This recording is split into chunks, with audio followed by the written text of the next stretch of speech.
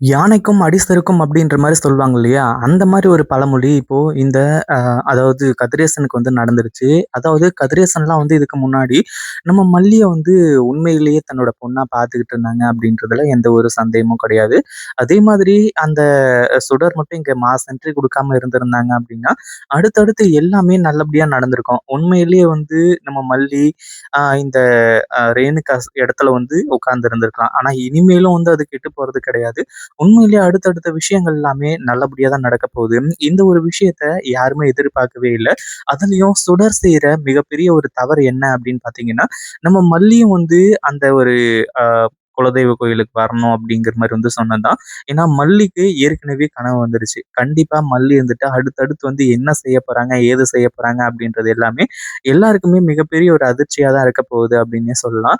அதுவும் இல்லாம நம்ம மல்லி, விஜய்யும் அதே மாரி வெண்பா, இன்னும் கதிரேசன் இவங்க எல்லாரையுமே காப்பாத்துறதுக்காக எந்த எல்லைக்கும் போறதுக்கும் தயாரா இருப்பாங்க அப்படின்றதுலயும் எந்த ஒரு சந்தேகமும் கிடையாது.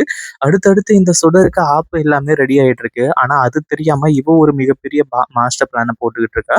ஆனா சுடரையும் வந்து அந்த அளவுக்கு குறை சொல்லிட முடியாது. அதாவது அவள வந்து அந்த அளவுக்கு குறைவா எடை போட்டுற முடியாது அப்படின்னே சொல்லலாம்.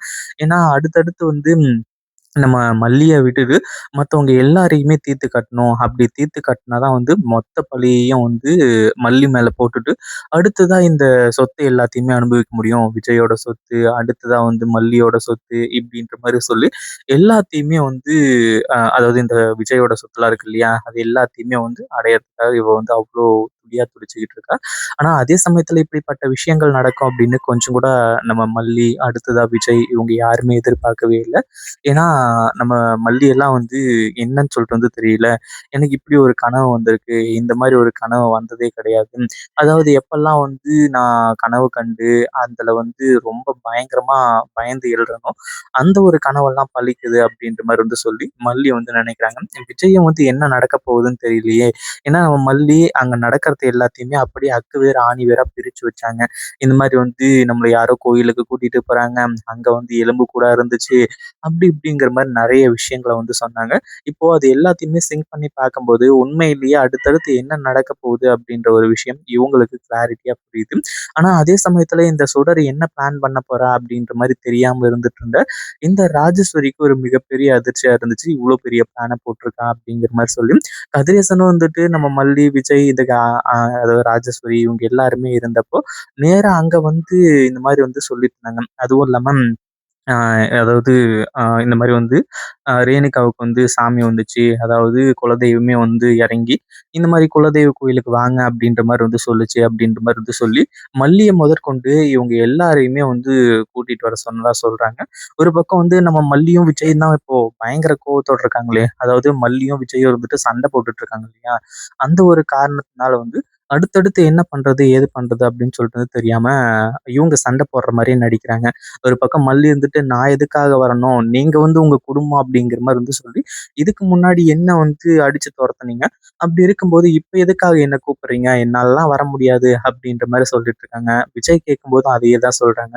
விஜய் இருந்துட்டு, "என்ன மல்லி, நான் வந்து அதாவது கோயிலுக்கு கூப்பிடுறேன். வர வர முடியுமா? முடியாதா?" அப்படின்ற மாரி வந்து சொல்லி பயங்கர கோவத்தோட கேட்கும்போது, "இல்ல என்னாலலாம் வர முடியாது. நான் எதுக்காக உங்க குலதெய்வ கோயிலுக்கு வரணும்?" அப்படின்ற மாரி வந்து சொல்லி, நம்ம மல்லி இருந்துட்டு அப்படியே அத தட்டி கழிச்சுக்கிட்டு இருக்காங்க.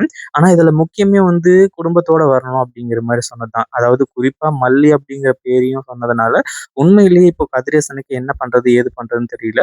அதாவது கதிரேசன் வீட்லருந்து கிளம்பும்போதே நிஷா கிட்ட இந்த விஷயத்த சொல்லிட்டு வந்தாங்க. இந்த மாரி மல்லியோட கையில, கால்ல விழுந்தாச்சும், நான் வந்து இதுக்கு சம்மதிக்க வைக்கிறேன் அப்படின்ற மாரி சொல்லி, அந்த ஒரு விஷயத்த உண்மையிலேயே கதிரேசன் சிறப்பா செய்ய போறாரு அப்படின்னே சொல்லலாம். கதிரேசனோட அந்த ஒரு வேண்டுகோளுக்கு கண்டிப்பா நம்ம மல்லி முட்டுக்கட்ட போடவே மாட்டாங்க.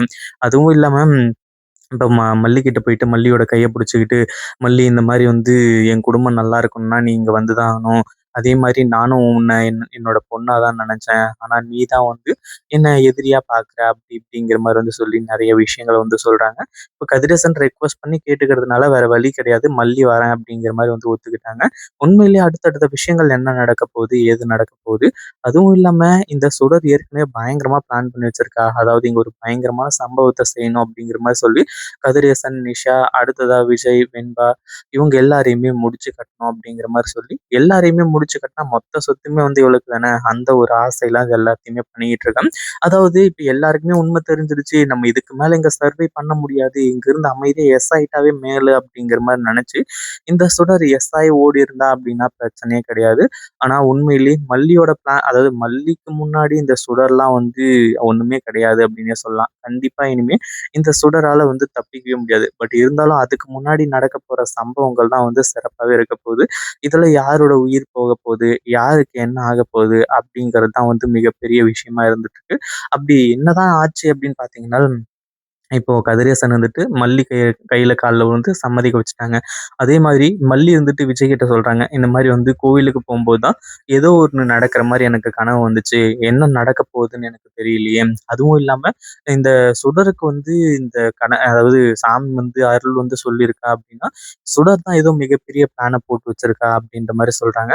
விஜயும் இருந்துட்டு மல்லி எதுவா இருந்தாலும் பார்த்துக்கலாம். இந்த முறை அதாவது இத்தோட வந்து அந்த சுடரோட சாப்டர வந்து குளோஸ் பண்ணணும் அப்படின்ற மாரி வந்து சொல்லி, மல்லி, விஜய் இவங்க எல்லாருமே பயங்கரமா போராடிட்டு இருக்காங்க. உண்மையிலேயே அது எல்லாமே ரொம்ப நல்ல விஷயம் தான்.